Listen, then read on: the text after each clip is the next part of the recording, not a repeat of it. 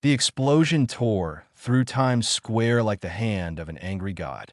Rebecca Hayes felt the shockwave before she heard it, a physical force that knocked tourists and celebrating crowds to the ground like bowling pins.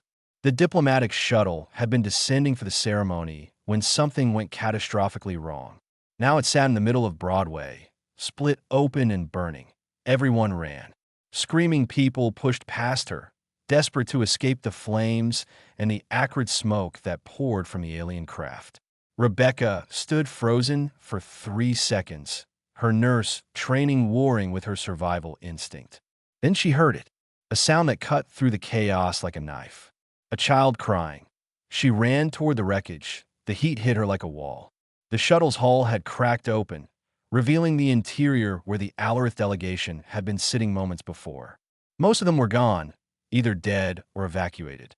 But near the back, trapped under a collapsed support beam, a small figure struggled. The child was maybe 4 feet tall, with pale blue skin and large eyes that reflected the firelight. Those eyes locked onto Rebecca, wide with terror. "I'm coming," Rebecca shouted, though she had no idea if the child understood English. She grabbed the beam with both hands. It was hot enough to burn through her jacket, but she pulled anyway. The metal groaned but didn't move. The child whimpered, trying to push with its thin arms. Rebecca looked around frantically and spotted a piece of debris she could use as a lever. She wedged it under the beam and pushed with everything she had. The beam shifted. The child scrambled backward, free but unable to stand. Rebecca could see now that one of its legs was twisted at a wrong angle. Without thinking, she scooped the child into her arms. It weighed almost nothing, light as a cat. That's when she heard the secondary explosion building. A hissing sound from the shuttle's rear compartment where the fuel cells were stored. Rebecca knew that sound from her years in emergency rooms, from victims of industrial accidents who described the moments before disaster. She had maybe 5 seconds. She couldn't make it. Not carrying the child. Not with the crowd still blocking the exits. But she could do one thing. Rebecca threw herself over the child, curling her body around it like a shell. She made herself as small as possible, tucking the child's head against her chest and turning her back to the shuttle.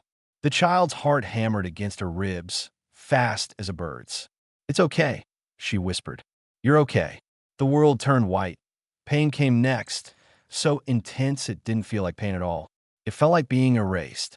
Rebecca couldn't breathe, couldn't think, couldn't do anything but hold on to the small body beneath her. She felt her skin burning, felt something sharp pierce her back, felt the air leave her lungs and not return. Through the roaring in her ears, she heard sounds. Shouts. Running feet. Someone was pulling at her, trying to pry her arms open. She wanted to tell them no, to leave her alone, to just let her keep the child safe for one more second. But her voice wouldn't work. Her vision narrowed to a tunnel. At the end of it, she could see the child's face. Those large eyes stared up at her, no longer terrified. They glowed faintly, a soft golden light that seemed to pulse in rhythm with her fading heartbeat. The child reached up with one small hand and touched her cheek. The touch was cool and gentle. "Thank you," a voice said, though the child's mouth didn't move. Maybe Rebecca imagined it. Maybe it was just what she wanted to hear. The tunnel collapsed. Everything went dark. Then there was light again, but different. Soft and blue instead of harsh and white. Rebecca tried to open her eyes, but her eyelids felt like lead weights. She could hear voices speaking in a language that sounded like wind chimes and water flowing over stones. Something touched her forehead, warm and tingling. She managed to crack her eyes open. Tall figures stood over her, their skin the color of dawn sky. They wore robes that seemed to shimmer and shift. One of them leaned closer, and Rebecca saw a face that was almost human, but not quite. The eyes were too large, the features too perfect, the proportions slightly wrong in a way that made her brain itch. "Rest," the figure said in perfect English. "You are safe now." Rebecca wanted to ask where she was, wanted to know if the child had survived, wanted to know why she was alive when she should absolutely be dead. But her body had other ideas. The darkness rose up again, gentler this time, and pulled her down into sleep. when she woke again, she was alone in a room made of crystal. Through the transparent walls, she could see a city that stretched to the horizon, all spires and bridges and lights that moved like living things. Ships flew between the buildings, their shapes smooth and organic. In the distance, 3 moons hung in a purple sky. Rebecca sat up slowly. Her body felt strange, too light and too strong at the same time. She looked down at her hands and found them unmarked. No wounds, no scars. She pulled up her shirt and checked her back where the shrapnel had hit her. Nothing. Perfect skin dot a door that she hadn't noticed before slid open with a sound like singing crystal. A woman entered, tall and graceful, with that same alien beauty. Behind her, moving carefully on a leg wrapped in some kind of glowing bandage, came the child. The child's face broke into a smile. It limped forward and wrapped its arms around Rebecca's waist, babbling something in that musical language. The woman spoke, and this time Rebecca heard 2 voices at once. The alien words and English overlapping. "Welcome to Al-Orvan, Rebecca Hayes. You died saving the Crown Prince. The Empress has brought you back. Now we must decide what to do with you." 3 days had passed since Rebecca woke in the crystal room, and she still couldn't quite believe any of it was real. The Grand Palace of Al-Orvan made every building on Earth look like a child's toy. Halls stretched for miles, carved from materials that seemed to glow from within. Gardens grew in impossible places, hanging in the air without soil or support. And everywhere, the Alorith moved with that strange grace that made Rebecca feel clumsy just watching them. Her quarters were larger than her entire apartment back in Seattle. The bed adjusted itself to her body temperature. The walls showed whatever view she imagined. Food appeared when she was hungry, always perfectly prepared, always exactly what she wanted before she knew she wanted it. It should have been paradise. Instead, it felt like a gilded cage. Rebecca stood at the window, looking out at the alien city below. Somewhere down there, billions of beings live their lives, going to work, raising families, falling in love. None of them human, none of them even close. "You are sad," a small voice said behind her. She turned to find Prince Davin standing in the doorway. He wore simple clothes today, not the formal robe she had seen before. His leg was healing well, the bandage smaller now. He carried a small box in his hands. "Just homesick," Rebecca said, kneeling down to his level. "Do you know what that means?" Davin nodded seriously. "Missing your nest, your family. I feel that way when Mother goes to the outer colonies. But she always comes back." "Yeah," Rebecca said softly. "But I can't go back, can I?" Davin's expression fell. He set the box down and climbed onto the couch beside her, his small hand finding hers. "I'm sorry. Mother says you saved me. She says you gave your life for mine. So she gave you life back. But I know it is not the same life." Rebecca squeezed his hand gently. In the 3 days since she woke, Davin had visited her every day, sometimes for hours. He told her about his favorite games, his tutors, his pet creature that looked like a cross between a cat and a cloud. He asked her questions about Earth, about humans, about everything. He was curious and kind, and reminded her so much of the children she had treated in the emergency room back home. "It's not your fault," Rebecca said. "I don't regret what I did. I just wish I could tell my family I'm okay. You cannot talk to them. Your mother says no.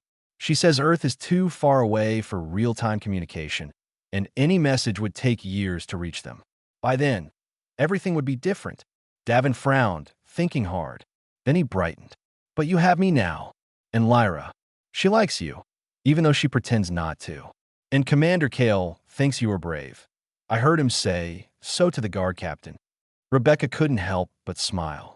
Lyra was Davin's tutor, a stern woman who had been assigned to help Rebecca understand Alorith culture. They had spent hours together, Lyra explaining the complex web of honor, duty, and tradition that governed every aspect of life here. Kale was different. The military commander had attended one of her briefings about Earth, sitting in the back with his arms crossed. Afterward, he had told her that any world that could produce someone willing to die for a stranger's child deserved more respect than the council was giving it. "I know," Rebecca said, "and I'm grateful. Really. but it's hard being the only human in an empire of trillions. Davin picked up the box he had brought. I have something for you. Mother gave me permission to share it.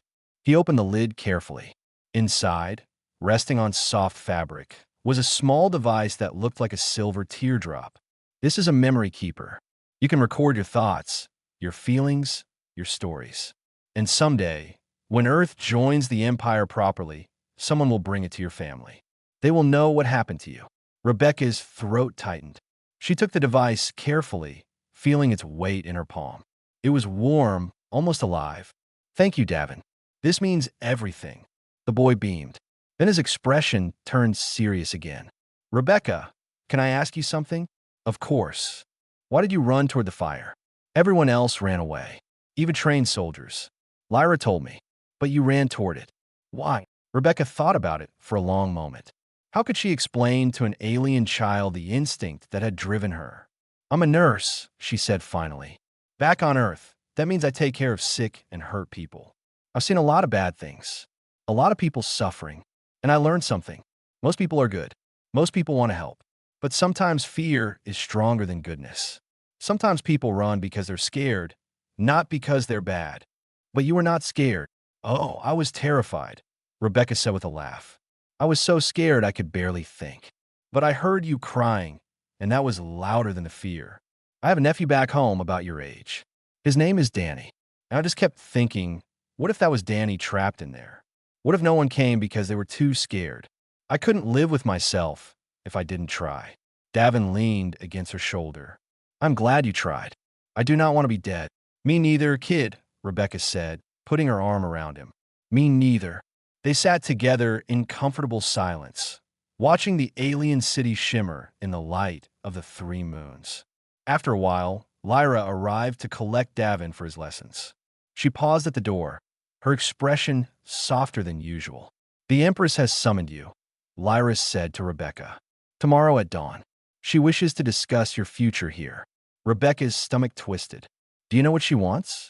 Lyra hesitated. The Council is pressuring her to send you back to Earth. They say your resurrection was a waste of resources. They say humans are not worth the honor she has given you.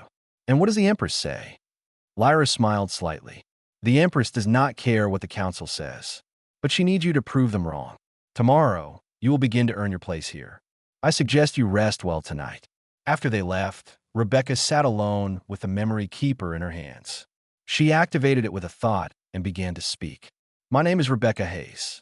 I'm from Earth, and this is my story. The medical wing smelled wrong.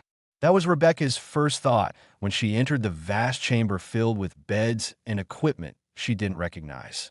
Back home, hospitals smelled like disinfectant and floor cleaner, with undertones of fear and hope. Here, everything smelled like ozone and something sweet that made her head spin. This way, Lyra said, guiding her through rows of patients. Most of them were Alarith, their pale blue skin marked with injuries or illness. But Rebecca spotted other species too. A creature covered in scales. Something that looked like walking crystal. A being that seemed to be made entirely of light and shadow. They stopped at a workstation where an elderly Alarith male examined holographic displays. He glanced up at their approach, his expression skeptical. This is Healer Orin, Lyra said. He manages this wing. Orin, this is Rebecca Hayes. The human, Orin said flatly. The Empress commands that I allow you to observe our work. I do not understand why. Your species has barely mastered basic surgery. Rebecca bit back her initial response. 3 weeks of living in the palace had taught her that the Alarith valued patience and respect above all else. I'm here to learn, she said simply. But maybe I can help too. Orin's expression suggested he doubted that very much. You may watch. Do not touch anything. Our equipment is far too advanced for primitive hands. The next 6 hours were humbling. Rebecca watched as Orin and his team treated patients with technology that seemed like magic. Broken bones knitted together in minutes. Diseases were identified and cured with a single injection. A patient who arrived with massive trauma was stabilized in less than an hour. The Alarith medicine was centuries beyond anything Earth had achieved. But Rebecca noticed something else too. The healers worked methodically, consulting their equipment constantly, following established protocols without deviation. When a patient from a species they rarely treated arrived in distress, they hesitated. They checked databases. They consulted manuals, all while the patient deteriorated. Rebecca watched the creature's vital signs on the display, not understanding the exact numbers, but recognizing the downward trend. The being had 4 arms and gray skin that had turned pale. Its breathing was shallow and rapid. The database has no treatment protocol for this condition in this species, Oren said, frustrated. We must wait for approval from the Central Medical Authority before proceeding. How long will that take? Rebecca asked. Perhaps 3 hours. Rebecca looked at the patient. She had seen this before dozens of times. Different species, maybe, but suffering was universal. It will be dead in 1 hour, she said quietly. Oren stiffened.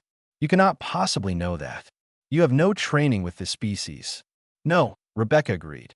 But I know shock when I see it. Look at the skin color, the breathing rate, the way its extremities are cooling. Those are all signs of systemic failure. This patient needs fluids and stabilization now, not in 3 hours. We cannot simply guess at treatment, Oren said. What if we make it worse? Rebecca moved closer to the bed, ignoring Oren's protest. The patient's eyes opened, focusing on her with effort. She saw pain there, and fear, and the desperate hope that someone would help. She had seen those same emotions in 1,000 emergency rooms on 1,000 different faces. What's the worst that happens if you do nothing? Rebecca asked. The patient dies, right? So we're already at the worst outcome. Anything we do that doesn't kill it faster is an improvement. That is not how we practice medicine, Oren said stiffly. Then maybe that's the problem, Rebecca shot back. She pointed at the display. These numbers here, they're going down. And these ones are going up. I don't know what they measure exactly, but I know that pattern. The body is shutting down. It's trying to protect vital organs by sacrificing everything else. We need to stop that cascade before it becomes irreversible. Lyra stepped forward. Healer Oren, the Empress did say we should listen to her insights. Perhaps there is no harm in hearing her suggestion. Oren looked between them, clearly torn. Finally, he gestured sharply. Speak, then. What would you do? Rebecca studied the patient again, her mind racing. She didn't know alien physiology, but she knew the basic principles of medicine. The body is losing fluid, right? That's causing the shock. So we replace the fluid. Start with something neutral, something that won't cause a reaction. Your medical technology must have something like that. Universal solution, Oren admitted. But the amount needed could be dangerous. More dangerous than death. Rebecca met his eyes steadily. Look, I don't know your species or your protocols, but I know dying. And I know that sometimes you have to make a choice with incomplete information. That's what emergency medicine is. You do the best you can with what you have, right now, not 3 hours from now. Oren was silent for a long moment. Then he began issuing orders to his team. They brought equipment, started fluid lines, monitored the patient's response. Rebecca stayed back, letting them work, but calling out observations when she noticed changes. The skin color improving, the breathing steadying, the vital signs stabilizing. 2 hours later, the patient was conscious and stable. The Central Medical Authority's response had finally arrived, recommending almost exactly what Rebecca had suggested. Oren read it with an expression that might have been embarrassment. You saved its life, he said quietly to Rebecca, without waiting for permission, without following protocol. You simply acted. That's what we do on Earth, Rebecca said. We don't have your technology or your databases. We can't wait for perfect information because we usually don't have it. So we learn to read what the body is telling us and respond fast. Sometimes we're wrong, but doing something is usually better than doing nothing. Oren looked at her with new eyes. Perhaps the Empress was wise to bring you here. Perhaps your primitive methods are not primitive at all, just different. That night, Rebecca returned to her quarters exhausted but satisfied. Davin was waiting for her, bouncing with excitement. I heard what you did, he said. You saved someone without even knowing their species. Mother is very pleased. She says you will continue working in the medical wing. Rebecca smiled, ruffling his hair. Good, because I'm just getting started. 6 months had changed everything. Rebecca worked 12-hour shifts in the medical wing, teaching Alarith healers how to improvise, how to trust their instincts, how to save lives when the manuals offered no answers. She had earned Orin's respect and the grudging admiration of most of the medical staff. She had learned to speak basic Alarith and could navigate the palace without getting lost. She had friends now, real ones. Lyra visited her chambers in the evenings to share stories over tea. Commander Kale invited her to training sessions where she taught human first aid to soldiers. And Davin, sweet Davin, spent every free moment with her, showing her his world through the eyes of a child who saw wonder in everything. But Earth was dying, and no one seemed to care. Rebecca learned about it by accident. She had been in the palace library, studying Alarith anatomy, when she overheard two council members talking. They spoke in their own language, not knowing she had learned enough to understand. The mining consortium has filed the proper permits, one said. Earth is still classified as pre-membership. No laws protect it. The oceans will be ruined, the other replied. But they are primitives. They will not even understand what is happening until it is too late. Rebecca had dropped her study materials and run. She found Lyra in the garden and demanded the truth. Lyra, who had become more friend than teacher, told her everything. A corporate group had discovered that Earth's oceans contained rare elements worth billions. They planned to extract them using methods that would poison the water and kill most marine life. It was legal under galactic law. Pre-membership worlds had no protections. Can't the Empress stop them? Rebecca had asked desperately. She cannot, Lyra said gently. To interfere would violate non-interference protocols. Other empires would see it as the Alarith claiming Earth for themselves. It could start a war. So Earth just dies? 7 billion people lose their oceans because of politics. I am sorry, Rebecca. Truly. But the Empire's hands are tied. Now, 3 days later, Rebecca stood outside the throne room, waiting to be admitted. She had demanded an audience with the Empress, using every bit of political capital she had earned. The guards had looked at her like she was insane, but they had delivered her message. And surprisingly, the Empress had agreed to see her. The doors opened. The throne room was vast and empty except for the Empress herself, sitting on a chair that seemed to be made of frozen starlight. She was tall even for an Alarith, with silver hair that moved like it was underwater. Her eyes were ancient and sad. Rebecca Hayes, the Empress said, "You wish to speak about Earth." "I wish to beg," Rebecca said bluntly. "I know it's not proper. I know I should be diplomatic and patient and follow protocols. But I don't have time for that. My world is dying, and you believe I can save it. I believe you won't even try." The Empress's expression didn't change, but something flickered in her eyes. "You are angry with me." "Yes," Rebecca said. "You brought me back from death. You gave me honor and respect and a place in your empire. But what good is any of that if I have to watch my entire species suffer and do nothing? You say your hands are tied by law, but you're the Empress.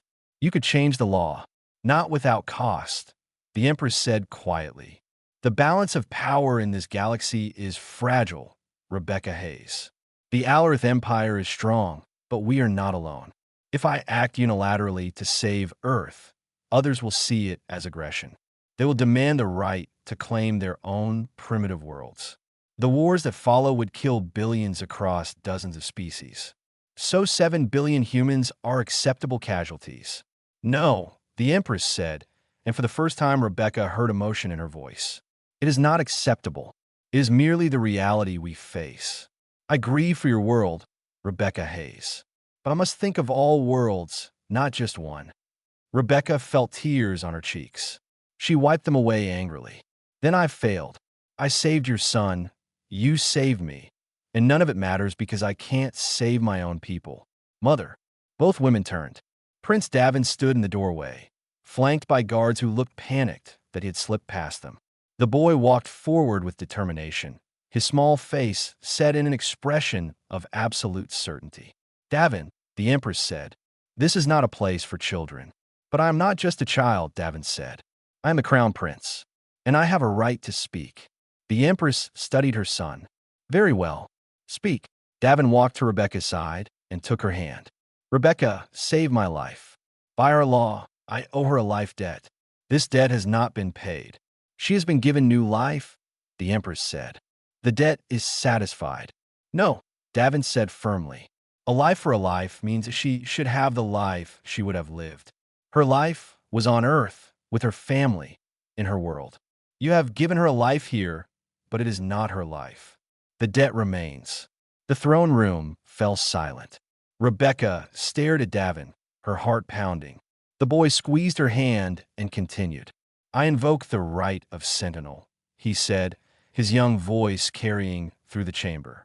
I claim Rebecca Hayes as my Sentinel, bound to protect my interests and speak with my voice. As Sentinel to the Crown Prince, she has the right to act on matters concerning the life debt. The Empress stood slowly. Davin, do you understand what you are doing? Yes, Mother. I am giving her the power to save her world. Rebecca says humans always help those who cannot help themselves. She proved it when she saved me. Now I will prove that Alarith honor means something too. The Empress looked at her son for a long moment. Then she looked at Rebecca. The right of Sentinel has not been invoked in 300 years. If I accept it, you will speak with the authority of the throne on matters relating to the life debt. You could force the council to hear Earth's case directly. And if they still vote no? Rebecca asked. Then you will have tried, the Empress said, which is more than anyone else has done. She returned to her throne and sat. I accept the right. Rebecca Hayes, you are Sentinel to Crown Prince Davin. The council will be informed. They will not be pleased. Rebecca knelt beside Davin and hugged him tightly. Thank you, she whispered. Thank you. You saved me, Davin whispered back. Now save your world. The Assembly of Worlds met once every cycle in a chamber, so large it had its own weather system. Clouds drifted near the ceiling. Rain fell in designated areas, feeding gardens that grew between the seats. 50 species sent their representatives, each delegation seated in sections designed for their specific biology. The air held a dozen different atmospheres, separated by invisible barriers. Rebecca stood at the center of it all, feeling like an insect under a microscope. She wore simple clothes, refusing the elaborate robes that Lyra had offered. She wanted them to see her as she was. A human. Nothing more, nothing less. Beside her, Davin sat in a small chair designed for his size, his back straight and his face serious. The Empress watched from the Alarith section, her expression unreadable. The human will speak, the assembly leader announced. The being was something that looked like animated stone, its voice rumbling through the chamber. Rebecca Hayes, Sentinel to the Crown Prince of Alorvan, you have demanded this hearing. We grant it, though many here question the wisdom of allowing a primitive to address this body. Rebecca took a breath and stepped forward. She had spent 2 weeks preparing for this moment. 2 weeks studying every species represented here, learning their histories, their values, their fears. 2 weeks working with Lyra and Kale, and even Grumpy Orin to build her case. Everything depended on the next few minutes. Thank you for hearing me, she said, her voice amplified by technology she didn't understand. I won't waste your time with pretty speeches. You all know why I'm here. A mining consortium wants to strip my world's oceans. It's legal under current law. I want you to stop them. Murmurs rippled through the chamber. A delegate from a species that looked like a collection of floating orbs spoke up. Why should we care? Your species is not a member of this assembly. You have no rights here. You're right, Rebecca said. We have no rights. We have no voice. We have no power. But we have something you all used to have before you sat in those seats. We have potential. She activated the holographic display that Lyra had helped her prepare. Images filled the air above the assembly floor. This is Earth, she said as the planet appeared, blue and green and beautiful. 7 billion humans live here. We're young compared to you. Primitive. We still fight wars over resources and borders. We pollute our own environment. We make terrible mistakes. The images shifted, showing human history. Wars, disasters, struggles. But we also do this, Rebecca continued. The images changed again. Humans pulling each other from rubble after earthquakes. doctors treating plagues without proper equipment, firefighters running into burning buildings, parents protecting children with their own bodies. We survive, and we help each other survive. A delegate from a reptilian species hissed. Many species show compassion. This is not unique. You're right again, Rebecca said. But let me show you something else. The display shifted to show Earth's environment. Deserts, jungles, frozen tundra, deep oceans. This is what we survived. Most of you evolved on worlds with stable climates, abundant resources, and few natural disasters. Earth is a nightmare. It has ice ages and supervolcanoes. It has diseases that can wipe out entire populations. It has weather that can kill in minutes and animals that see us as food. She paused, letting that sink in. We evolved anyway. We survived anyway. And when we finally developed technology, we used it to reach for the stars. We didn't do it because we had to. We did it because we wanted to see what was out there. A pretty story, the stone creature rumbled. But irrelevant. The law is clear. Then let me talk about law, Rebecca said sharply. She brought up new images, historical records from the archives that Lyra had found. Every species in this chamber was once where humanity is now. Pre-membership, vulnerable. And every single one of you was protected by someone. The Alorith protected the Vel when they were threatened by corporate interests 3,000 years ago. The Kryn defended the Tau from exploitation 2,000 years ago. The Shin gave the Ority time to develop without interference. She pointed at different sections of the assembly as she spoke, naming their histories. She saw recognition in their expressions. Discomfort, memory. You all remember what it was like to be powerless, Rebecca said. You all remember being seen as lesser, as primitive, as not worth the effort to save. And you all remember who stood up for you when no one else would. I'm asking you to be that someone for humanity. Not because we're special, not because we're better than anyone else, but because we deserve the same chance you all got. The chamber fell silent. Rebecca pressed her advantage. The mining consortium will destroy Earth's oceans. That means killing billions of organisms that humans depend on for food. It means poisoning water supplies. It means ecological collapse that will take thousands of years to recover from. And for what? Profit for a corporation that will spend those profits in a single generation and move on to the next world. She looked around the chamber, meeting as many eyes as she could. I'm not asking you to give humanity membership we haven't earned. I'm not asking for special treatment. I'm asking for time. Give Earth protected status for 50 years. Let us prove we can be responsible members of this community. If we fail, then you can wash your hands of us. But give us the chance to succeed. And if we refuse, someone called out. Rebecca felt Davin's small hand slip into hers. She looked down at him, and he nodded encouragement. She turned back to the assembly. Then you'll prove that all your talk of justice and honor and civilization is just words, she said quietly. You'll prove that power is all that matters, and mercy is only for those strong enough to demand it. And when the next species comes before you, begging for help, they'll remember what you did to Earth. They'll remember that when it mattered, you chose profit over principle. She squeezed Davin's hand and stepped back. That's all I have to say. Judge us however you want. But remember that we'll be watching. And we'll remember too. The assembly leader studied her for a long moment. The council will vote, it said finally. Return in 3 days for the decision. The 3 days felt like 3 years. Rebecca couldn't sleep. She couldn't eat. She paced her chambers until Lyra threatened to sedate her. Then she paced the gardens instead. Kale found her there on the second night, staring up at the stars. You did well, he said, sitting beside her on the stone bench. Better than most diplomats with decades of experience. But was it enough? Rebecca asked. Kale was quiet for a moment. I fought in the border wars, he said finally. Saw things that would give you nightmares. And I learned something. Sometimes you do everything right and still lose. But you did your duty anyway. That's what honor means. I don't want honor, Rebecca said bitterly. I want my planet to survive. I know. Kale stood and placed a hand on her shoulder. But whatever happens, you gave Earth a voice when it had none.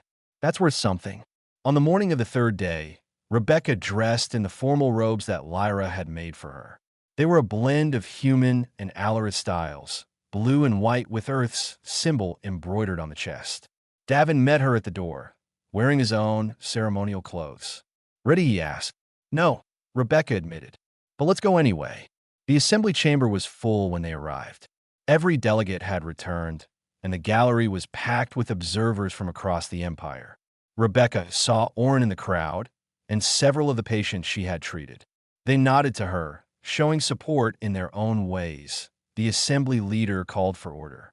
"We have deliberated on the matter of Earth." The vote was close. Many delegates spoke passionately on both sides. But in the end, a decision was reached. Rebecca's heart hammered so hard she thought it might break through her ribs. Davin gripped her hand tightly. By a margin of 27 to 23, the leader continued. "The Assembly has voted to grant Earth provisional protected status for a period of 50 standard years. During this time, no exploitation of Earth's resources will be permitted without explicit permission from the planet's governing bodies. Furthermore, Earth will be granted access to cultural exchange programs and limited technology sharing to assist in their development." The chamber erupted in noise. Some delegates cheered. Others shouted in anger. Rebecca stood frozen, not quite believing what she had heard. Protected status. 50 years. Earth had time. However, the leaders said, and the chamber quieted, this protection comes with conditions. Humanity must demonstrate responsible stewardship of their world. They must show progress toward meeting membership standards, and they must prove they can coexist peacefully with other species. If after 50 years they have failed these conditions, the protection will end and Earth will be subject to standard pre-membership laws. "We accept," Rebecca said, her voice shaking. "Thank you, all of you, even those who voted against us. Thank you for listening." The Empress rose from her seat. "The Assembly has spoken. Let it be recorded that Earth is under the protection of this body. Any who violate this decree will face sanctions." The session ended in chaos, delegates arguing and debating as they filed out. Rebecca barely noticed. She fell to her knees and pulled Davin into a hug, tears streaming down her face. The boy hugged her back just as tightly. "You did it," he whispered. "You saved your world." "We did it," Rebecca corrected. "I couldn't have even tried without you." Later, in the Empress's private chambers, Rebecca sat with tea she was too shaky to drink. The Empress watched her with something that might have been approval. "You have fulfilled the life debt," the Empress said. "By saving my son, you earned resurrection. By serving as his sentinel, you saved your world. The debt is paid in full. You are free to return to Earth if you wish." Rebecca had thought about this moment for months. Going home, seeing her family, breathing Earth's air again. She wanted it so badly it hurt. But she also understood something now. "I want to go home," she said slowly. "But not to stay. Earth needs someone here. Someone who understands both worlds. Someone who can help humanity navigate the next 50 years. She looked up at the Empress. "I want to be Earth's first ambassador to the Empire." The Empress studied her. "That is a heavy burden, Rebecca Hayes. You will be separated from your family for years, perhaps decades. You would be alone among aliens, fighting battles that may seem unwinnable." "I know," Rebecca said, "but that's what I did back home too. I was an emergency room nurse. I fought to save lives when the odds were bad and the resources were limited. This isn't that different, just a bigger emergency room." A small smile crossed the Empress's face. "Very well. I will make the arrangements. You will have an embassy here in the capital, staff to assist you, and full diplomatic status. Your voice will be heard in the Assembly." "Thank you," Rebecca said, "for everything, for saving me, for letting Davin help me, for giving Earth a chance." "Thank your species," the Empress replied. "They produced someone willing to die for a stranger's child. That alone made them worth saving." 3 months later, Rebecca stood in the newly opened human embassy, watching a transmission from Earth on the view screen. Her sister's face filled the display, older and tearful. "We thought you were dead," her sister said. "The whole world mourned you. And now you're alive, and you're up there, and you saved us. How do we even process that?" "One day at a time," Rebecca said, smiling despite her own tears. That's how we do everything, right? One day at a time. Behind her, Davin played with a holographic model of Earth that Rebecca had given him. He looked up and smiled. Are you sad? A little, Rebecca admitted. But I'm home too. This is home now. Earth is my past. But all of this, is my future. Our future. She turned back to the view screen, to her sister's face, to Earth hanging in the background, blue and beautiful and safe. For now. For 50 years. Long enough for humanity to prove they deserve their place among the stars. And Rebecca Hayes, former emergency room nurse, now ambassador to the Alorth Empire, would make sure they did exactly that.